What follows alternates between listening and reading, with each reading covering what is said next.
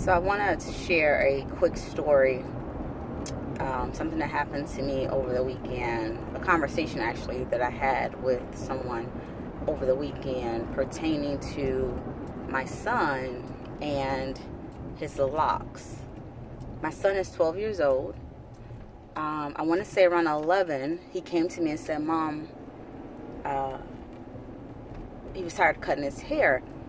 I think I actually asked him, I said, "Well, what do you think about locks?" Or maybe he came to me asking me for locks, but nonetheless, we agreed that he will lock his hair.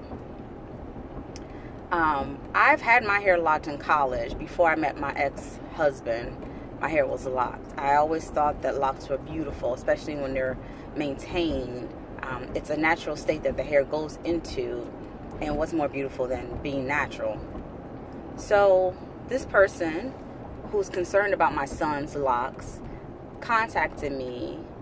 Had seen my son over last week and wanted to talk to me yet again about my son's locks, and I will not say who it was, but the conversation was very interesting in that she felt my son would be more of a target with the locks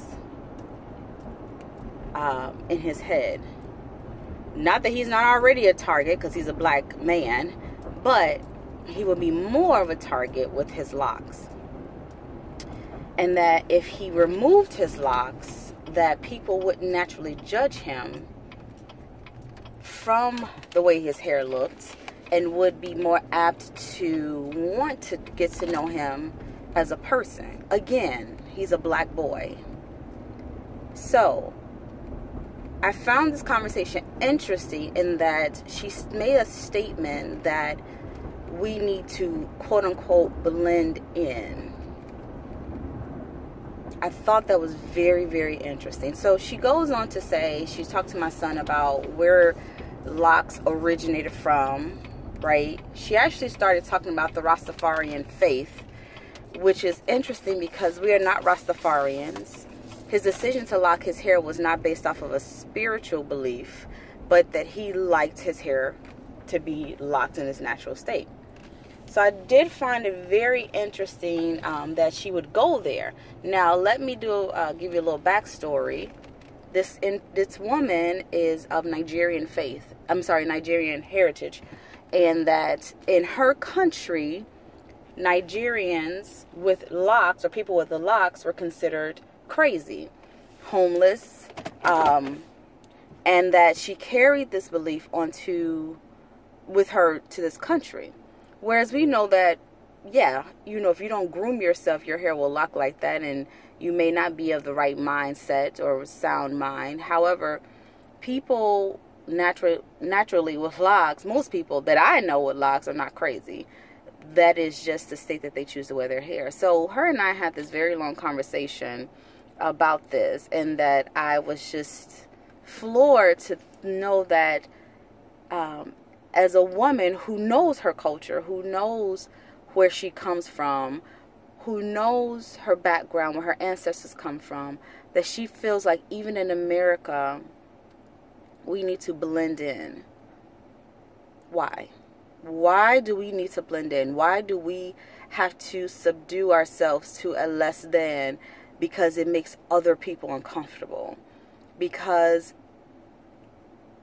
it's just mind-blowing to me, right? It's mind-blowing to me because I've never been the one to blend in. I mean, you can see right now, the little jewelry I have on, my nails, I've never blended in. I've always been who I feel like I am, and I never let anyone turn away from me let anyone turn me away from that regarding me. I am who I am.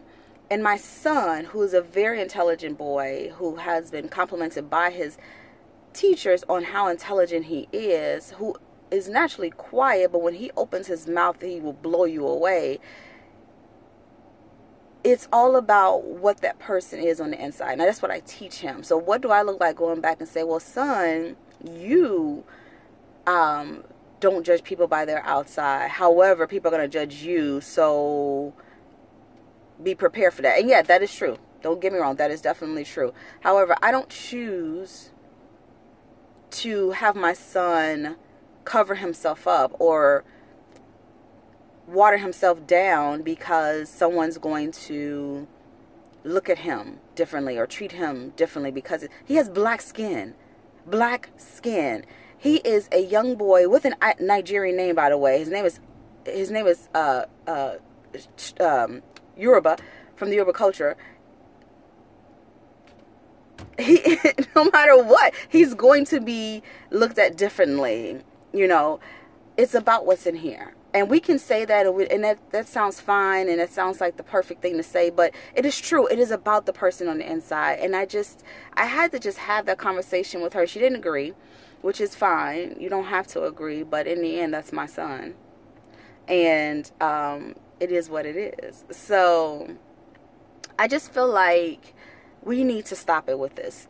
African Americans, not just African Americans, just people in general. We need to stop trying to fit into what we feel or think or people say is the norm. There is no norm. There's no such thing as a norm. There is everything under the sun, but none of it is normal, right? And it's crazy to me. And it took me a long time to get to this point where it's just like, I don't care. I don't care. I don't care. I remember someone asked me, has complimented me on the way I've been dressing, actually just recently. And it is more Afrocentric, more ethnic. I work in a professional setting, and I am very unapologetic about the way I dress. Just on Friday, I had a straight up African attire, this jumpsuit straight from the motherland, and I didn't care, and I was at work, and I had an event, a work event, and I got so many compliments. But the thing is, I've always dressed like this, right? It wasn't, you know, I had an epiphany one day and I decided I want to be, you know, pro-black. It ain't like that. I've always been like that. You know, when I dummied myself down, I'm watered myself down, is when I married him, the Nigerian man. Because I fell into what I guess their mindset is in this world, like you have to fit in. Why do I have to fit in? And I had to apologize to myself for letting myself go to that point, right? I had to stop it. I had to say enough's enough.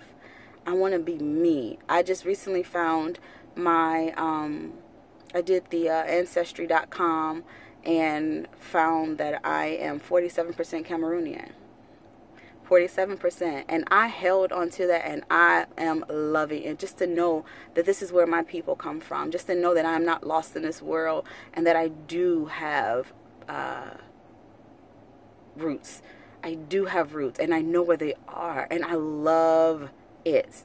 Now, I don't know what tribe I'm from, because I'm going to figure that out eventually, but to know that I am 47% Cameroonian, that is beautiful. Like, I know I am attached to something, right? I can say that's home for me. You know, I have a goal to get there one day, and I can say this is home for me. So I say all that to say, don't let anybody steal your shine. No matter where you are in life, no matter what you like, what you look like, who you are, don't let anyone steal your shine. You don't have to water yourself down to be what people think is the norm. There is no norm. There is no one. We're the norm, right? There's millions and trillions of norms out there, right? You know, it doesn't matter. In the end, it doesn't matter. That thing on the inside, that spirit, that soul, that is who you are. That is who you are, not the thing that shows on the outside, not the makeup, not the hair, not the jewelry. None of that matters. It is who you are on the inside. And as soon as we figure that out, as soon as we get that, this world will be so much better.